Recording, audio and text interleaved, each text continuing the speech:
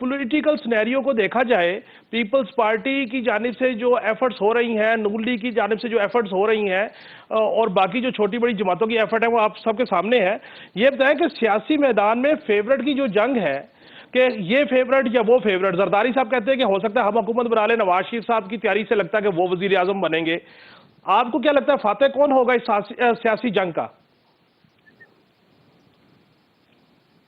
देखें काशिफ साहब, जो आपने बात की और कि इस वक्त जो मुल्क में सियासी मंजरनामा है, और गो के इंतखाबात के तारीख का ऐलान हो चुका है, लेकिन उसके बावजूद दो तीन फैक्टर्स ऐसे हैं कि जो बड़े चैलेंज बनकर सामने उभरे हैं इन हालात में। सबसे पहली बात तो ये है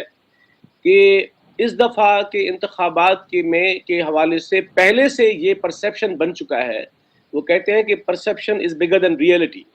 तो हकायक कुछ भी हो, लेकिन अक्रॉस दी कंट्री ये परसेप्शन बन चुका है कि इंतखाबात इस दफ़ा भी शफाफ नहीं होंगे और इंजीनियर्ड होंगे, और जाहिर है कि जो एक मखसूस मुल्क की सूरत हाल है उसमें जो कुव्वतें फैसला करती हैं वही फैसला करेंगी। तो ये एक परसेप्शन अक्रॉस दी कंट्री ये बन चुका है, एक बात।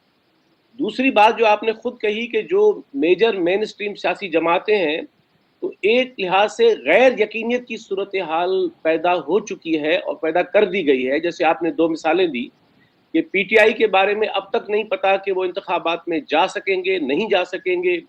उनको अपना इंतखाबी निशान मिलेगा नहीं मिलेगा। पीएमएलएन के बारे में आम परसेप्शन ये है कि नवाज शरीफ साहब को लाया गया है और उनकी सूरत हाल इस्टेब्लिशमेंट से पहले, लेकिन जाहिर है कि उनके केसेस चल रहे हैं, और पाकिस्तान पीपल्स पार्टी गो के इस हैसियत में नहीं है अब कि मुल्की सतह पर वो कोई बड़ी जमात बनकर उभरे, लेकिन उसके बावजूद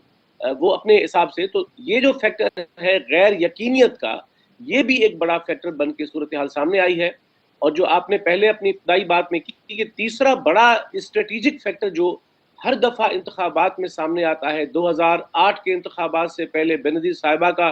कत्ल हुआ, 13 के इंतखाबात में आपने देखा कि मुल्क में दहशत गर्दी की लहर थी और बहुत सी जमातें इंतखाबात के अमल में उस तरह से जा नहीं सकी। यही सूरत हाल 18 की इंतखाबात में थी। तो मैं समझता हूँ कि अगर मुल्क के ये हालात हों कि एक तरफ लोगों को यकीन हो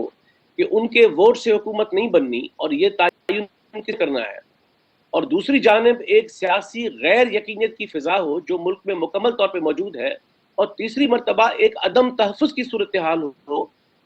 तो मुझे बताइए कि इस सूरत हाल में मुल्क में यही वजह है कि मुल्क में अभी तक कोई सियासी मोमेंटम नहीं बन पाया, कोई टेम्पो नहीं बन पाया, लोगों का ट्रस्ट जो डेफिसिट है वो कम नहीं हुआ कि वो कोई बहुत सरगर्म शिरकत करेंगे तो शायद हुकूमत उनकी मर्जी की आएगी। तो मैं समझता हूँ कि इस दफा के इंतखाबात होने से पहले ही जो सूरत हाल है उसमें अपनी क्रेडिबिलिटी और अपनी एक वायबिलिटी और अपना जो एक तरह से ज़ाहिर सियासी अमल अवाम में, शहरियों में ठीक हो गया,